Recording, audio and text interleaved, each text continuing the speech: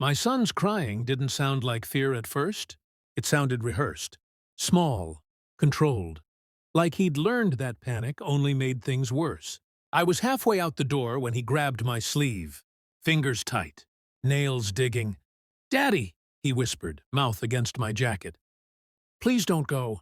They come when you're not here." I froze. "Not someone. They?" I crouched to his level, steady on the outside, cracking on the inside. "Who comes?" I asked. His eyes flicked to the hallway, then the ceiling, then the door. "They do things," he said. "Quiet things. They say I'm not supposed to tell." I smiled for him. That's what parents do when their world tilts. I called in sick 10 minutes later. Told no one. Didn't cancel daycare. Didn't change routine. I hid in the guest room with the door cracked, the house breathing around me like it knew something I didn't. At 9:58 a.m., my phone buzzed. A text from my wife. "Dad's stopping by to drop off soup. He worries about you." She hadn't asked me. At 10:02, the front door unlocked. "No knock." No hesitation. I watched from the staircase shadow as my father-in-law stepped inside like he owned the place. He didn't look around, didn't call my name. He walked straight down the hall, toward my son's room. In his hand was a small canvas bag, the kind you don't check, the kind you keep close. My pulse stayed calm. That scared me more than anything. I followed, silent, barefoot. He stopped at the bedroom door, unzipped the bag. That's when I saw it.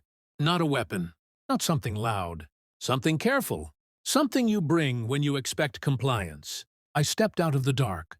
"Looking for someone?" I asked. He turned and froze, because I wasn't alone. Behind me, my wife stood on the stairs, pale, confused, just awake enough to realize this moment wasn't an accident. My father-in-law's mouth opened. No sound came out, and that was when I knew this wasn't about protection. It was about permission. The signs had been there long before the crying. The way my son flinched when I grabbed my keys. The way my wife insisted her father help more than necessary. The spare key I never agreed to. The stories that didn't line up, but were delivered with perfect calm. I'd told myself it was stress, overthinking, new parent paranoia. That's how betrayal survives. It hides behind your need to believe. I didn't confront anyone that morning. I let my father-in-law stammer an excuse. I let my wife apologize for miscommunication. I let my son cling to my leg like a life raft. I said nothing. Because when someone shows you who they are, you don't scream. You observe. And you start counting. That night, after everyone slept, I opened my laptop. Not to search his name. To search patterns. Keys. Visits. Times I wasn't home. And the truth didn't rush at me. It waited. Like it knew I wasn't going anywhere. I didn't dig through his past. I mapped his present.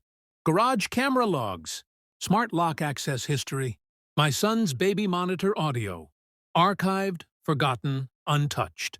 I listened at night with headphones on, my face blank, my hands steady. There were gaps, long ones, moments where the audio cut out and came back wrong, like a sentence missing its middle. I compared them to the lock records. Every gap matched a visit. Always when I wasn't home. Always when my wife was running errands. I watched the footage frame by frame. My father-in-law never lingered in the living room. Never sat. Never spoke to the camera. He went straight down the hall. Straight to my son. And my wife. She didn't follow. She stayed in the kitchen. On her phone. Facing away. That part hurt more than anything. Not ignorance. Coordination. I waited 3 days. Acted normal. Kissed my wife. Packed lunches. Read bedtime stories. Then I scheduled a work meeting and didn't go. I sat in my car across the street. At 10:01 a.m., the door unlocked. At 10:03, my wife left through the garage. She didn't look back. I entered the house quietly and went straight to the monitor feed. My father-in-law sat on my son's bed, talking softly, telling him he was special, that secrets were proof of trust, that Daddy wouldn't understand. I shut the feed off. I didn't need more. I walked down the hall and opened the door. He turned slowly this time. The canvas bag was on the floor. I picked it up, opened it. Inside were gloves, wipes, A children's book, hollowed out. Preparation. I looked at him, then at my son. Go wait in the car, I said. He didn't hesitate. When the door closed, I spoke. I know, I said. He collapsed into tears, loud, ugly, desperate. He reached for excuses. I reached for my phone. I played the audio. My wife's voice came through the speaker. Calm. Detached. He won't be home. You have time. That broke him. When my wife returned, I didn't yell. I handed her the phone. She listened. Her knees gave out. I told her she'd already signed everything over. Custody, house, silence, 3 days ago. She didn't remember. People never read when they think they're safe. The police came. Not for him. For her. Conspiracy, negligence, facilitation. He wasn't arrested. He didn't need to be.